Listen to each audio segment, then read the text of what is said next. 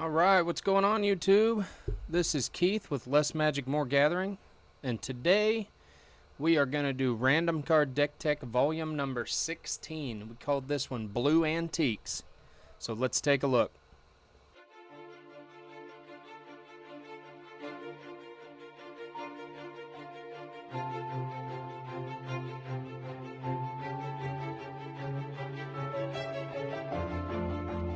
Alright, so Blue Antiques. Our random card for the week was the Antiquities War. That is a 4-drop, 1 blue and 3 others. It's a saga. First 2 chapters, you look at the top 5 cards of your library, and you can put an artifact from among those into your hand. The rest go on the bottom of your library in a random order. On the 3rd chapter of this saga, all the artifacts that you control become 5/5s until end of turn. So all of your non-creature artifacts become creatures, etc., etc. You'll see where this is going here. But essentially, if you can get a bunch of artifacts out there in the process of the Antiquities War triggering, you can have a whole buttload of 5/5s when that 3rd chapter kicks off. So, how are we going to do that? Well, we're going to start out here with 3 copies of Aethersphere Harvester. It's a 3-drop, 3/5 vehicle. Crew is only 1. And then it's also got the flying. And when it comes into play, you get 2 energy. And then you can use that energy to give it lifelink until end of turn. So I really kind of messed with and thought about and played with the numbers on these vehicles. I had it at 2 of these and 4 Heart of Kiran and 2 Sky Skiff, but I really feel like the value of these Crew 1 vehicles are going to be more helpful, even though Heart of Kiran is a little less expensive. The goal is for them to all become 5/5s at some point anyway. So we went with 3 copies of each, but 3 copies of Aethersphere Harvester. It's a Crew 1, so the actual creatures that we have in the deck can crew this until you get the Antiquities War to trigger. So you get good value out of it, even without the Antiquities War. Our next vehicle here, all these first ones are vehicles, and you'll kind of start to understand why, is Heart of Kiran. Like I said, 2-drop, 4/4. It's a Crew 3. It has flying and vigilance, and then it's got that planeswalker ability we don't care about. All we care about is it becoming a 5/5 vigilant flyer. Then we've got 3 copies of the Renegade Freighter. It's a 3-drop, 4/3 vehicle with only a Crew 2, so that's good too. And then whenever it attacks, it gets +1/+1 and trample until end of turn. So when the Antiquities War 3rd chapter triggers, it becomes a 5/5. You attack with it, it becomes a 6/6 with trample. So you get good value out of that too. I had Traxos in here, but Traxos is more expensive at a 4-drop, and he also doesn't untap unless you cast a historic spell. But the Antiquities War takes away from Traxos' power. I mean, he's normally a 7/7. Antiquities War makes him a 5/5. So it hurts Traxos some. And then there's always, I guess, the possibility that you won't be able to cast something to untap it, depending on when you draw it and how you play your cards and things. So Renegade Freighter just seemed like a better option because you, instead of ending up with a 5/5 and trample, you end up with a 6/6 with trample. And we've got creatures in the deck that can crew it when it's not being used as a 5/5 when the Antiquities War triggers. So I just felt like you got better value out of that. Next one is Sky Skiff, another vehicle, 2-drop, 2/3 flyer with Crew 1. It's a very simple card, but the other creatures, actual creatures we have in the deck can crew it, so it seemed like it was good value too. Speaking of those other creatures, we're going to start at the bottom of this list here. Got Ornithopter is a 0-drop 0/2 flyer. So you can cast for free. It's an 0/2 flyer, so at the early game, you can use that as a blocker if you absolutely have to. but the main goal of that card is for it to turn into a 5/5 flyer when the Antiquities War Chapter 3 triggers. So you get good value out of that, obviously, being a 0-drop 5/5 flyer. Can't beat it. Hope of Girapur is a 1-drop 1/1 flyer that will turn into a 5/5. It's an artifact creature. It is legendary, so you need to be cognizant of that. But it also has this ability where until your next turn, target player who was dealt combat damage by Hope of Girapur can't cast non-creature spells. So the main use for that is going to be the turn before your Chapter 3 trigger. You want to swing in with that, deal combat damage, and then sacrifice it. I know you're losing a 5/5 flyer at that point, but hopefully, and this situation is obviously based off of what kind of deck your opponent's playing, and what you think they may have. But my biggest problem with this deck was the Antiquities War not being on the field any longer when that third chapter was supposed to trigger. So you can use Hope of Girapur to stop your opponent from casting, spells like Cast Out or Gideon's Intervention or whatever the case may be to get rid of your Antiquities War. So you swing in with it, deal damage, sacrifice it, make it so that they can't cast non-creature spells until your next turn. So you don't have to worry about them casting something that would get rid of that Antiquities War.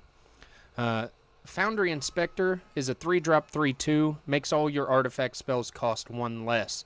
So you're going to get that out there hopefully before that second trigger of the Antiquities War goes off, so that you can then dump your hand onto the battlefield the turn before Chapter 3, and you'll end up with a bunch of flying artifact 5/5s. So that's the goal, but if that doesn't happen, you've still got something that can crew Heart of Kiran, and it's going to make all your other artifact spells cheaper, so not bad value. And then we've got 4 copies of Artificers Assistant. Simple 1 blue, 1/1 flyer. Whenever you cast a historic spell, which is almost the whole deck, everything except for a few instants and this card is historic in this deck. Every time you cast one of those, you get to scry 1. So it really just helps you filter through your deck, get to what you want, get to what you need at any particular time in the game. I like to try and get these sagas going one after another. Play one, then the next turn, if you've got the mana to get a few creatures out, and play another one. It depends how long the game goes, obviously, but being able to filter through the deck and really find what you want is handy. And that can crew your Sky Skiff. It can crew your Ether Sphere Harvester, so you're getting good value out of that too. Now, instant spells. Like I said before, my biggest issue with this deck was not being able to keep the Antiquities War on the battlefield. So we went with 3 copies of Blink of an Eye to be able to return a spell to its owner's hand, something like Cast Out or Gideon's Intervention. Those are the only 2 I can think of. That's why I keep saying those. But they exile it until they leave the battlefield. So you can Blink of an Eye to get their Cast Out back in their hand, and then hopefully you can get a negate so that when they try to play it again, you can just negate it. But it's just an option to get your saga back on the battlefield. When it comes back, your triggers start over again. So you start back at Chapter 1, which is fine. You get to filter through your deck some more, find some more artifacts, so hopefully that helps you in the long run. We got 3 copies of Negate as well, so that you can just counter those spells instead of having to return it to your hand, or it keeps your opponent from playing things like Naturalize or Appetite for the Unnatural, stuff like that that's just going to destroy your saga. And then we went with a couple copies of Opt, just to, if you're really having trouble finding what you want, you can filter through, draw an extra card on a turn, or whatever the case may be. So, and then for the lands, I just went with 22 islands, pretty basic. Everything in here is cheap, and I've never had land problems at 22, so it seems to be working fine. You could probably replace some of those with an Ether Hub if you wanted to get some more energy to use for your Ether Sphere Harvester. Currently, Aethersphere Harvester is the only card in the deck that is producing energy, so obviously you only get 2 triggers off of it. But that is one thing that you could definitely change. Cheap deck. This is definitely a budget deck. Right around 30 bucks. Go to Card Kingdom. You can get it for under $30 for the whole deck. $29.01. TCG Player on this one's a little bit more expensive. But it's a low curve. Most expensive card in the deck is your Antiquities War at 4. And everything else is 3 or less. And that's where all that value comes in I was talking about. You're getting cheap spells out there that are turning into 5/5 flyers. And if your opponent's not prepped for it, man, it's going to knock them clean out. This says I'm at 61 cards, so I don't know what I messed up. But even this is how I'm running the deck right now, so it's working fine. If you were going to drop something, I'd probably say to drop off a Heart of Kirin. Or a Renegade Freighter. Either one. But that's the deck. Let me know how you would change it, what you might do differently with the Antiquities War. That just seemed like a good route to go. That was the first thing that popped into both our heads when we started thinking about, you know, all your artifacts turning into 5/5 creatures. You want to be able to trigger that for sure. So you want to make sure that you've got enough artifacts in the deck to make the card worth it. So that's what we went with. Lots of flyers. That was another main focus here. As you could see, you know, your Aethersphere Harvester, Heart of Kirin, Sky Skiff, Ornithopter, Hope of Giriper, they're all flyers. So the hope is to have a whole board full of 5/5 flyers when that thing triggers off, and you can just swing in for lethal.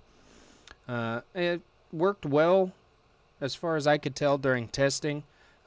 Obviously, my biggest problem was that I was playing in two-headed giant games. That's what we play all the time at work because we've got more than just 2 people that want to play, so we play as a group.